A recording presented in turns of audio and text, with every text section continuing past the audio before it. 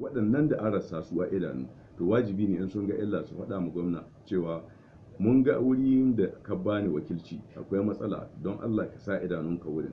In Allah ya yarda gwamna sai ya sa idanu ne wannan wurin, amma in muddin an kai zaune shan miya ɗaya aka yi inda duk gwamna ya ce kaza shi kenan ita aka kaza to wannan babu radda za a taimaka ma gwamnati, babu radda za a taimaka ma al'umma. Don haka kiran ƙungiyar masu karɓar fenshi koyo shi ita ce mu ji tsoron Allah, mu ji tsoron Allah, mu tsaya mu yi abin da Allah zai samar da rahama zuwa gare mu. Don haka duk aka kauce mu wannan ba da za a zauna a lahiya. Zama lahiya bai samuwa sai ana cikin walwala. In an ka samu walwala za a zauna lahiya, Allah zai ba mutane haɗin kai, zai ba su zama lahiya.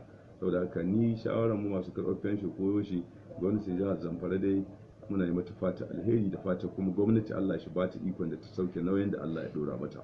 Wannan yana ɗaya daga cikin koke-koke waɗanda muke da su da ainihin matsalolin bayan Allah a ɗauke nauyinsu. Muna godiya.